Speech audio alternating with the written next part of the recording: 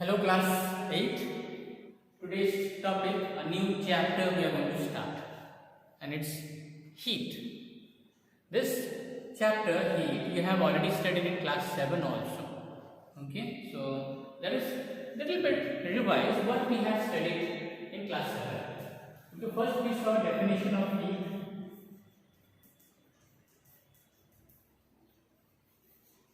Let me in a brief discuss by drawing a diagram. First of all, heat is a form of energy. Like light is a form of energy, the particles of light move, and those particles which are capable of moving from one place to another, they are doing work, and when they are doing work, they have energy in them, that's why they are doing work. So, even heat does work by moving from one place to another. Now, you will remember heat is a form of energy which moves from higher temperature region to lower temperature region. Okay, like best example I had given, those who are my regular students from class 7, I had given the example of a cup of tea. When you keep a cup of hot tea on table, it never remains hot forever, does it? After some time it cools down. So where did its heat go? It is lost in the surrounding, right? So for heat movement to take place, there has to be a difference in temperature. Okay, we have to have two bodies, one a hot body, another a cold body, and both have to be in contact with each other, so that hot body will give its heat to the cold body, and this transfer of heat will take place till the time when both the bodies become of the same temperature. Okay, that's what we had learnt in class 7. Okay, like for example, say you have your metal cube which is at 100 degrees Celsius. Another metal cube is there of the same size and shape. It is only 30 degrees Celsius. Now when we touch both of them,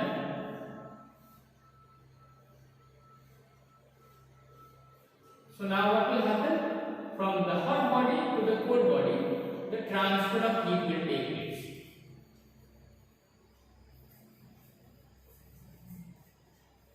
From which direction? From the direction of the hot body to the direction of the cold body.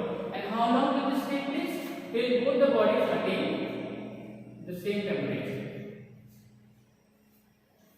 Now you might say, sir, 50 plus 50 is only 100, whereas over here the total amount of heat is 100 plus 30, 130. So where did the remaining 30 degree go? Remember, some heat is lost in the surroundings also. So that also we have to keep in mind. So this transfer of heat takes place till both the bodies attain the same temperature. This is just an example. It's not to be taken literally. Okay, just an example of how heat transfer takes place. You know, some amount of heat is lost even to the surrounding, the air in the surrounding also. Okay, so this is how heat transfer takes place. So heat is actually a movement of energy. So heat is a form of energy which moves from the region of higher temperature to the region of lower temperature. Till how much time it will take place, the movement? Till both the bodies, after the transfer of heat, both the bodies attain the same temperature. So this is what we had learned in class 7. Now the first topic that you have in your book, you turn to your book to page number 70, is difference between boiling and evaporation. Now these are two phenomena or two processes in which water turns to water vapor, but both are different also in some way. Okay, let us see. First of all, let us define boiling. What is boiling? It is a process in which liquid turns to its vapor form at a fixed temperature. Okay, now different liquids have different fixed points at which they convert to vapor. Like water is a liquid. When you heat water to 100 degrees Celsius, then only water turns to its vapor form. Benzene is another liquid whose boiling point is a bit lower than water. Kerosene is another liquid. So different liquids, they start boiling at different temperatures. Okay, but in all these liquids, from its liquid to its gas or vapor form, the conversion takes place at a fixed temperature, not in any other temperature. Like in case of water, this boiling or the conversion from water to water vapor will take place only at 100 degrees Celsius, not 99.99 degrees Celsius.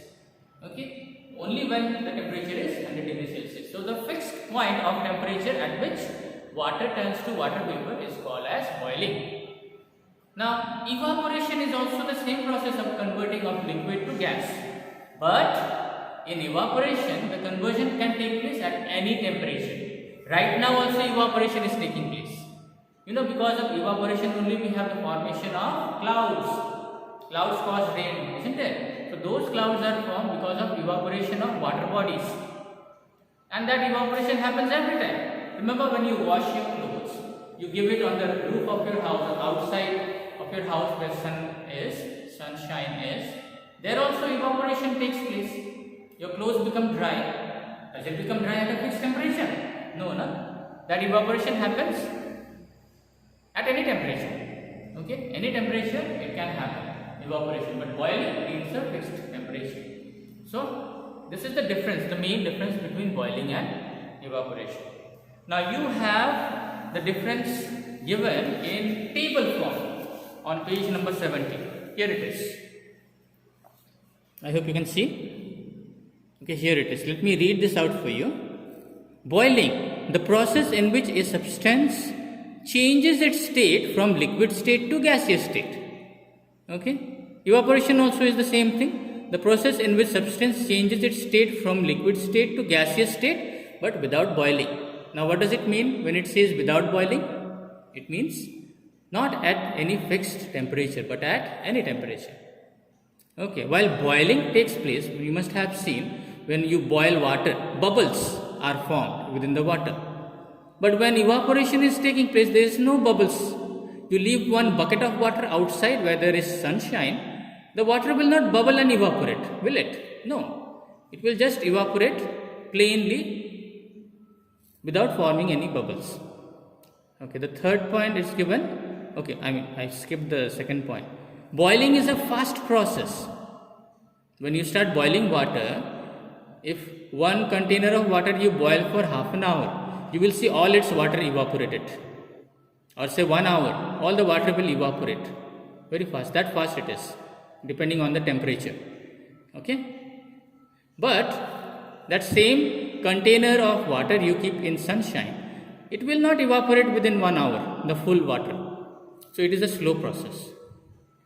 Okay, boiling takes place throughout the liquid. All the molecules of liquid take part in it. Whereas in evaporation, only the surface liquid take part in it. Surface means only those molecules which are on the topmost of the container. Okay, that is called the surface. So evaporation takes place only on the surface. Now again, boiling occurs at a definite temperature, as I have already told you, whereas evaporation can occur at all temperatures. And the last one is boiling. For boiling, source of energy is needed. Okay, you have to supply extra amount of heat to it. Like when you boil water, you have to on the gas, on the lighter, and then light the gas. So that is extra energy, heat energy that you are supplying. Whereas for evaporation, the energy that is there, the sun's energy, the natural energy is sufficient to cause evaporation. Okay, so the energy, the heat energy that is needed for evaporation is supplied by the surroundings. Sunshine. Sunshine is given by the surroundings. So these are the main differences between evaporation and boiling. Next topic is given thermal expansion. Thermal simply means because of heat or due to heat. Due to heat, in smaller classes we have studied when you heat any object, that object expands or increases in its area, volume or in length. So depending on how the increase is taking place, whether the increase in length is taking place in length or increase is taking place in area or the increase is taking place in volume, we have three types of thermal expansion. Okay, I am repeating again, what is thermal expansion? Expansion caused by heat on an object is known as thermal expansion. Generally metals, they absorb heat and they expand. Okay, we will learn about thermal expansion later on. There are some experiments which prove that objects expand when you heat them. That will come later on. As of now, thermal expansion are of three types. Okay?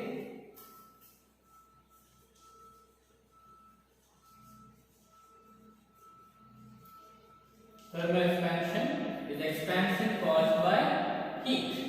Let me write that also.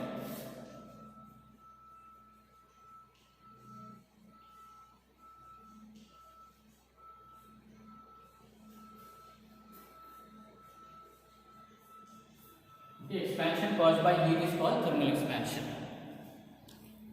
So there are three types of thermal expansion. Okay, first one is linear expansion.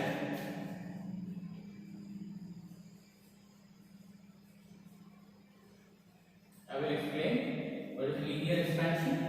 Suppose we have a thin wire. For a thin wire, we don't consider how thick the wire is. Only we see how long the wire is, isn't it? So when you take that thin wire and put in fire, its length increases. So we don't consider the breadth or the thickness. So the expansion that is caused in an object which is say thin like a wire is only because of its length. So that expansion is called linear expansion. Expansion of only the length of the object.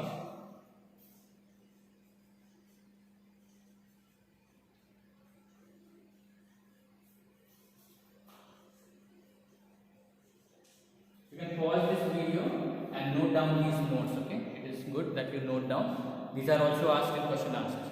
The second type of expansion is superficial expansion.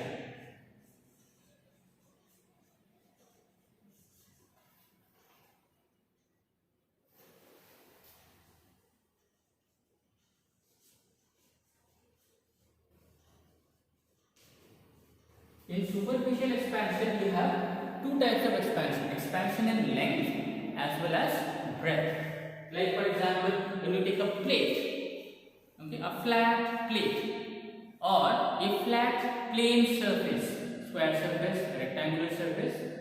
So those square surfaces only have length and breadth. So those objects when put in or heated, they expand in their length and breadth. So that is called superficial expansion. So expansion of superficial is expansion of length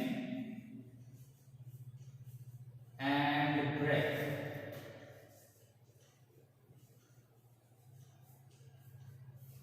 Expansion of length and breadth is called superficial expansion. And the third one you might have guessed by now. Okay, all length, breadth, and height all expand in equal proportions. Okay, all expand in equal proportions. So that kind of expansion is known as cubical expansion.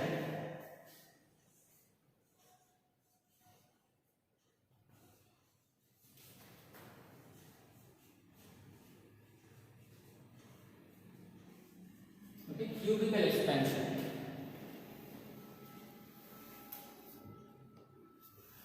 Cubical expansion is